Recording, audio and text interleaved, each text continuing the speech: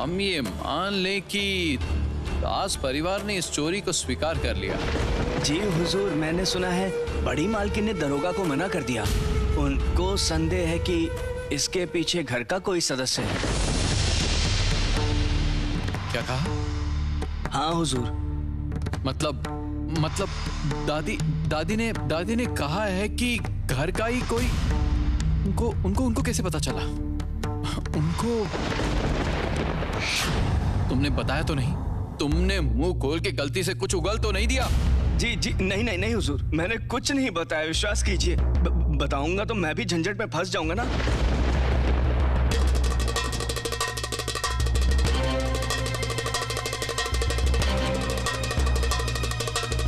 हुजूर, मैं कह रहा था कि मेरा बकाया।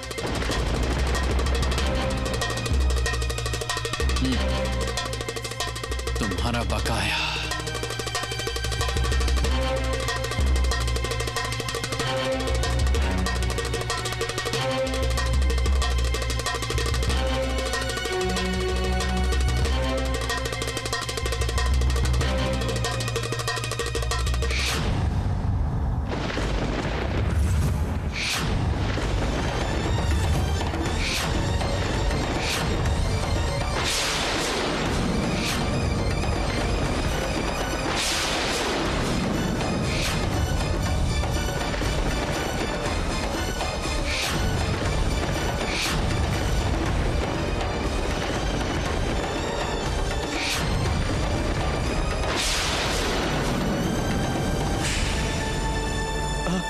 मुझसे भूल हो गई छोटे मालिक, मुझे क्षमा कर दीजिए। चुप, एक भी शब्द नहीं। घर के शत्रु विभीषण हो, पिताजी तुम पर कितना भरोसा करते हैं और तुमने इतना बड़ा अन्याय किया है। तुम्हारी सुविधा के लिए पिताजी ने तुम्हें दफ्तर में बदली करवा के लेके आया और तुमने ये सिला दिया। छोटे जीजाजी, आप हमारे परिवार के दामाद होके छी, आप थोड़े भी बदले नहीं। सुनो राजचंदर, क्या कर लोगे तुम? क्या कर लोगे? दरोगा को बुलाओगे क्या? हाँ, आज सच में दरोगा को बुलाऊंगा। नहीं भैया, नहीं, माफ कर दीजिए। दरोगा को मत बुलाइएगा। ये सारे गहने आप ले जाइए, सारे गहने। भैया, छोटी बहन के बारे में सोचकर आप इतना कीजिए। भैया माफ कीजिए।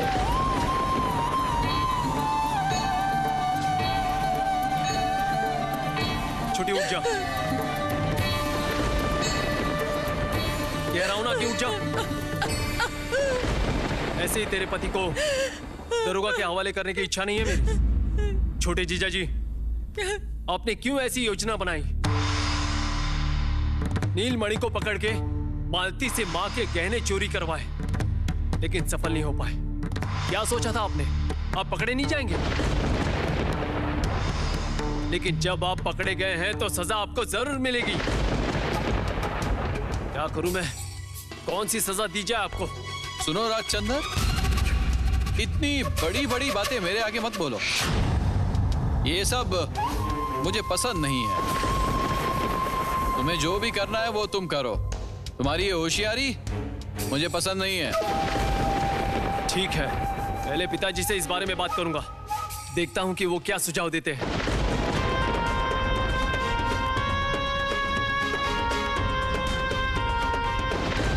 अभी के लिए मां के गहने लेकर जा रहा हूं, उसके बाद देखता हूं क्या किया जा सकता है। सरदार, नीलमणि को लेकर आओ। जी छोटे मालिक, चल।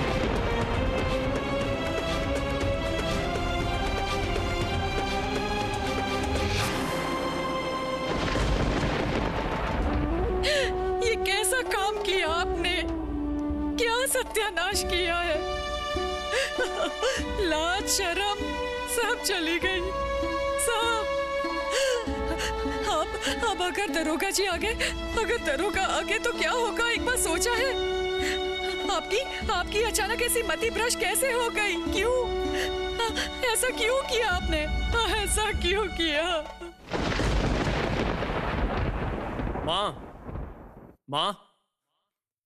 माँ, क्या हुआ है बेटा? जरा देखिए तो, आपके सारे गहने इसमें हैं कि नहीं?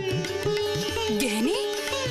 ये सब मेरे गहने चंदर, ये इतने सारे गहने तुझे कहाँ से मिले? बता रहा हूँ माँ, बता रहा हूँ। पहले देख लीजिए सारे गहने हैं कि नहीं। अच्छा, देखती हूँ। हाँ, मेरे गहने। अरे हाँ, सच में ये तो मेरे ही गहने हैं। हाँ, ये क्या जुगी? तेरे खोए हुए गहने तो मिल गए हैं। हाँ चाची माँ, ये देखिए। कहाँ मिले? चंदर को मिले थे क्या? ओ चंदर, बेटा तू तो जादू जानता है। सब लोगों ने कितना ढूंढा पर किसी को नहीं मिले और तुझे मिल गए। क्या मिल गया है बुआ जी? अरे देख यहाँ के चंदर क्या लाया है। वो सारे खोए हुए गहने वापस लाया सब है। लेकर मेरे आया। चंदर को जादू आता है। ये देख। बोल। हाँ, ये तो बोलना ही पड़ेगा। कोई जादू वादू नहीं है दादी, ये आप लोगों की छोटी बहू की बुद्धि है। उसने जैसा कहा था मैंने वही सब सुनकर सारे गहने बरामद कर लिए। छोटी बहू की बुद्धि? हाँ, उसने कहा तो था कि वो एक दिन में सारे गहने ढूंढ लेगी। वही किया। पर वो है कहाँ? छोटी बहू, ओ छोटी बहू, छोटी बहू, कहाँ हो तुम? दादी माँ, आपने मुझे बुलाया? तूने अपने बुद्धि का प्रयोग करके वो गहने ढूंढ लिए। हाँ, बता तो। ओ जुगी, सबके सामने मैं एक बात बिना कहे नहीं रह पाऊंगी। तू बहुत किस्मत वाली है। ऐसी लक्ष्मी रूप वाली बहू मिली है।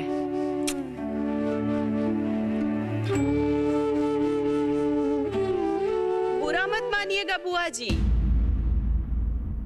औरतों में इतनी बुद्धि नहीं हो सकती।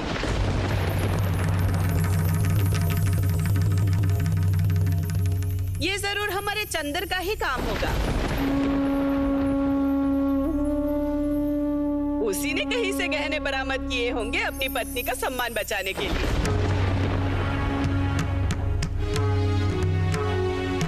ऐसा तो पहली बार नहीं हुआ। आपका नाती तो हमेशा पत्नी का पल्लू पकड़ के रहता है और उसी का गुणगान करता रहता है।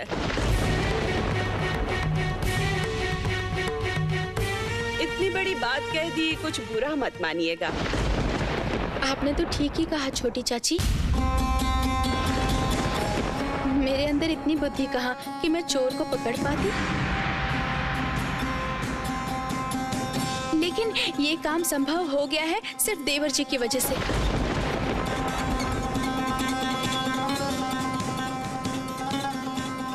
अगर देवर जी सुबाला दीदी को अपने गांव से वापस नहीं बुलाते तो गहने बरामद करना संभव नहीं होता।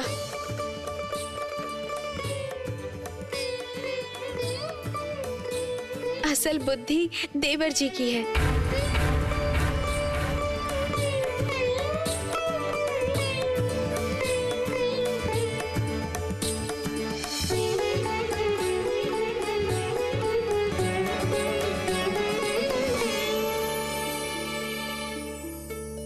छोटी बहू, तूने तो बहुत कोशिश की है कि छोटी चाची को खुश रखे, लेकिन ये संभव नहीं है। वो इंसान ही अलग सोच की है। अभी छोड़ दो। अभी ये बता जरा, कैसे तुमने चंदर से गहने बरामद करवाए?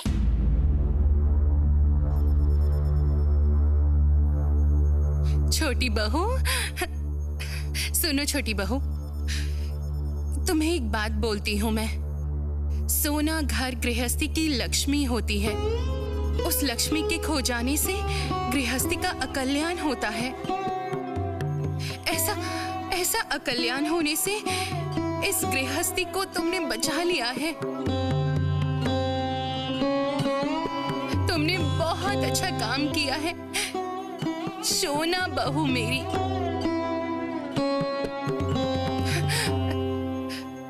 चंदर, तूने बताया नहीं ये गहने तू कहाँ से लेकर आया है? हाँ,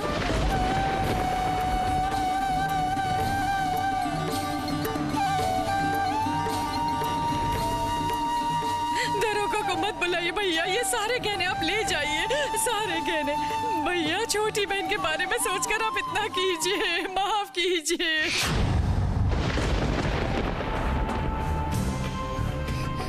चंदर, तूने बताया नहीं बेटा, गहने कहाँ से लेकर आया है? माँ, अभी ये सुनकर क्या फायदा? आपको तो अपने सारे गहने मिल गए ना, बस किसने लिए थे ये गुप्त ही रहने दीजिए।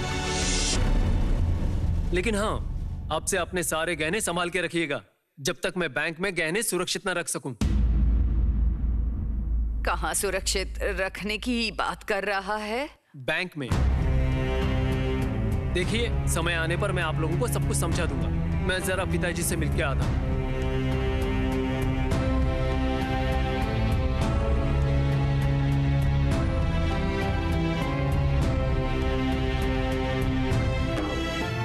वो क्यों बात गुप्त रखना चाहते हैं? कि वो गहने कहाँ से मिले? क्या कोई ऐसा है जिसका नाम सबके सामने नहीं बताना चाहते? वो है कौन? नीलमणि ने वो चोरी मालती नौकरानी से करवाई थी। उसी ने मालती को उकसाकर माँ के संदूक से गहने चोरी करवाए थे। लेकिन नीलमणि तो पुराना आदमी है, मुझे उस पर विश्वास था। उस पर संदेह क्यों किया जा रहा है? देखो चंदर, सिर्फ संदेह के आधार पर तुम किसी को दोषी नहीं ठहरा सकते। संदेह के आधार पर नहीं पिताजी, वो रंगे हाथों पकड़ा गया है और गहने भी बरामद किए गए हैं, और इसीलिए मैं उसे दरोगा बाबू के हाथों में सौंप कर आया हूँ। लेकिन आपने नीलमणि पे संदेह कैसे किया भैया? उसका बड़ी माँ के कमरे में घुसने की दूर की बात, वो तो महल में भी नहीं आता है।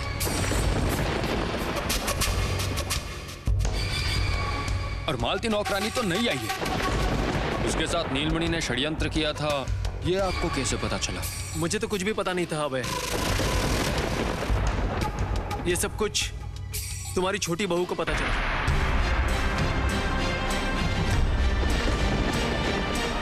रसोई घर से उसे पता चला था कि नीलमणि और मालती आपस में बात कर रहे थे। उसी आधार पर नीलमणि पकड़ा गया। भाभी, सुन के खुशी हुई। तो भाभी आजकल मर्दों का काम भी करने लगी है। नीलमणि ने ऐसा काम किया, इतने दिन पुराना और विश्वास योग्य आदमी होकर भी, इसके बाद तो किसी पर विश्वास नहीं होगा। मैंने मालिक आपसे पहले ही कहा था कि नीलमणि को दफ्तर में मत लेकर आइए। उसे होने वाली तकलीफ देखकर आपने उस पर मेहरबानी की और उसे आप दफ्तर में लेकर आए। जिस थाली में खाया उसी में छेद किया।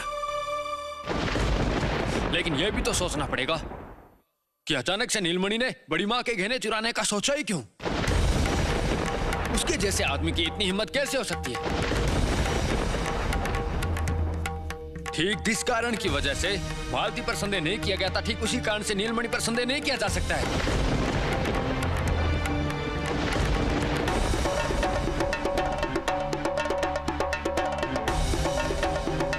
लेकिन भैया, आपके चेहरे से ऐसा लग रहा है कि इसके पीछे किसी और का दिमाग है, जिसने इतना बड़ा दुस्साहस किया है।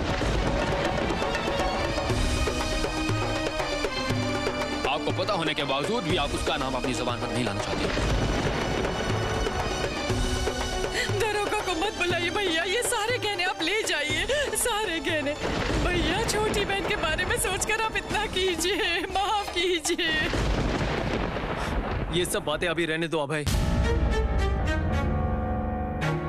माँ के गहने वापस मिल गए हैं, घर की शोभा लौट आई है, यही बहुत है।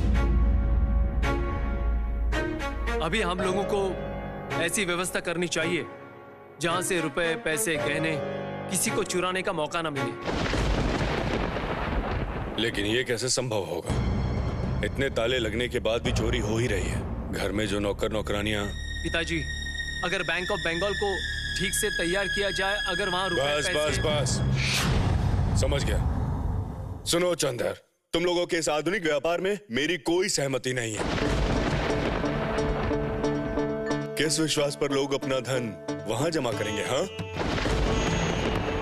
किसका दिमाग खराब हो गया है जो अपना कमाया हुआ धन वहां जमा करेगा?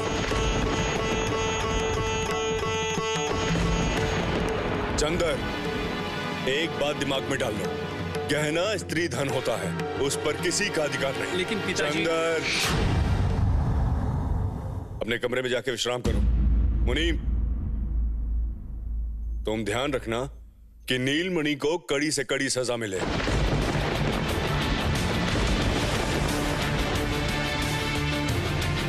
उस विश्वासघाती को मैं छोड़ूंगा नहीं।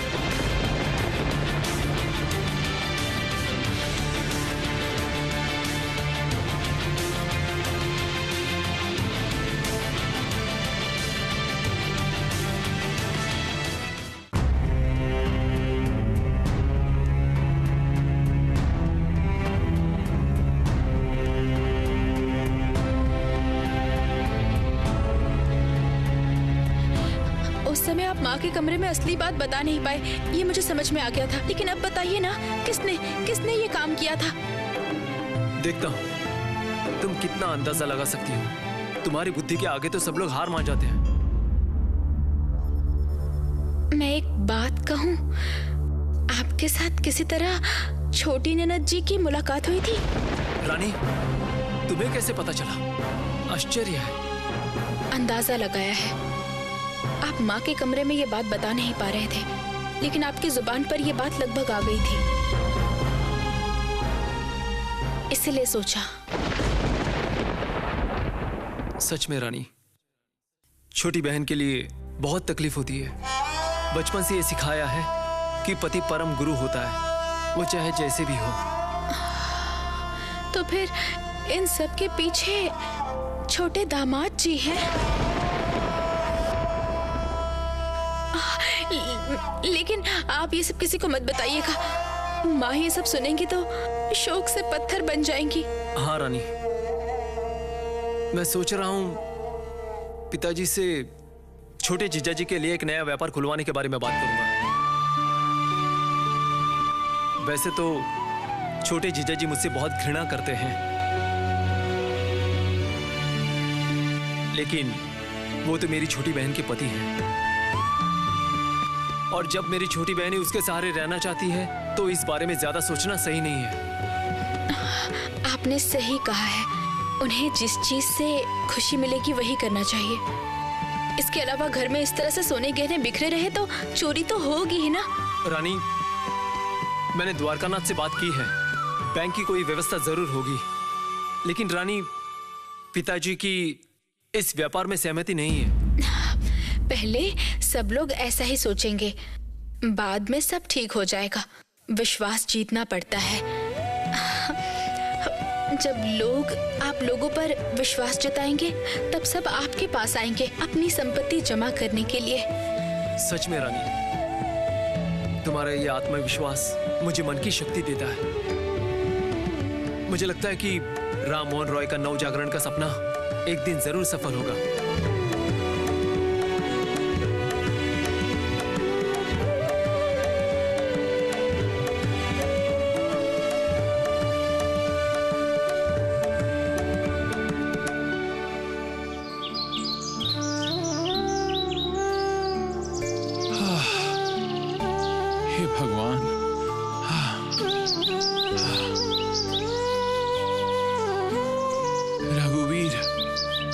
बहुत कष्ट हो रहा है इस गर्मी में, बहुत कष्ट हो रहा है।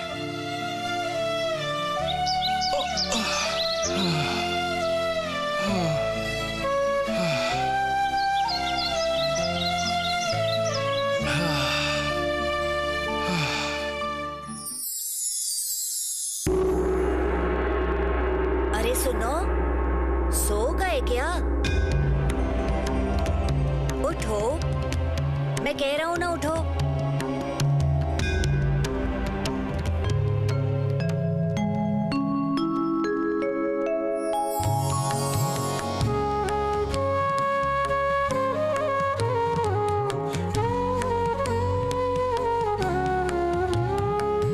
कौन हो तुम?